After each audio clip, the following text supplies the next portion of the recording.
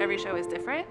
So we have to kind of tailor what we're doing to every single show, depending on how many people we're expecting, what kind of bars we're going to have set up, if there's merchandise, if there's going to be any kind of vendor booths, meet and greet kind of materials, things like that. So currently it's a temporary setup for everything we do. So we have to actually physically set up every single piece. And that can involve everything from ice, it can involve our registers, our mobile coolers for our beverages, everything has to be set up individually.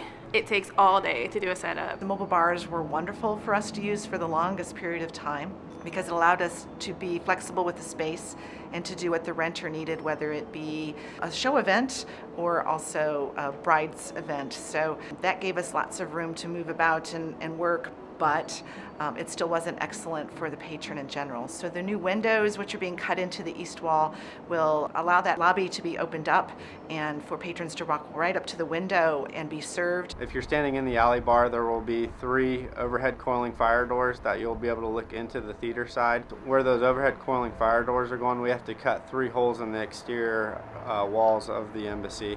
And the embassy being a historic building, that makes everyone a little nervous. It wasn't what we thought it was going to be.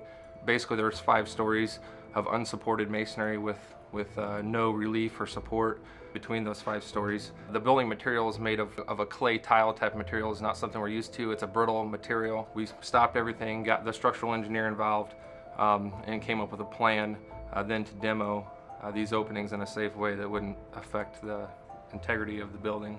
What the embassy owns is the building itself, the historic structure, and half of an alley.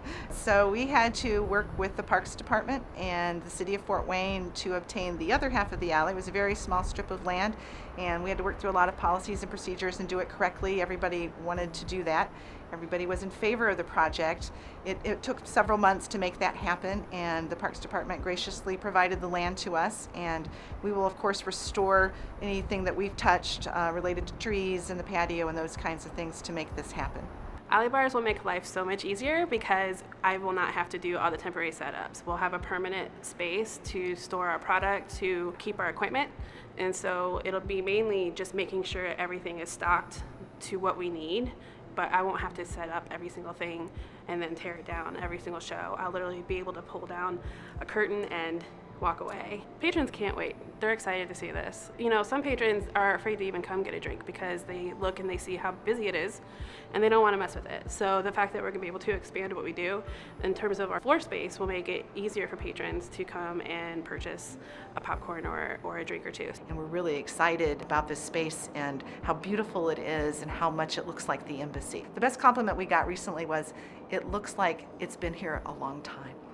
So in addition to our alley bars, we're actually going to be adding a couple other points of sale. We're going to have a full bar set up in the mezzanine in addition to the one that we have now. And that's going to be what we call our music room, where we have our grand piano, and that's going to be easily accessible for people upstairs instead of having to come downstairs. I'm standing in the new mezzanine lounge, which was administrative offices for a long period of time, and we've already been using this room. It became available right before Festival of Trees in 2015, and we've already been renting it. So people love it for its intimacy, because it's so pretty, because the marquee is right outside the window and it has its own restrooms. It's available from the lobby side and the theater side. It's going to be an area with seating and things like that, and that can be used for pre-show events, for VIP sections, things like that. The added points of sale will definitely help us be able to push our lines a little bit quicker, but also ease the congestion and help some patrons be more comfortable while they're here. This project will add to a continuation of a business model that's been a long time coming. We started with a theater that rented special events to supplement its show schedule, to now we are currently balancing a schedule between shows and special events. With this project complete, we'll be able to do special events, stage shows, and meeting spaces all simultaneously. So we can go from being busy most of the year to busy 365 days a year. So it's great efficiencies for us operationally, as well as enhancing the patron experience and making it easier for them to move about the lobby, safer for them to be in our building, and ultimately to have the best experience ever.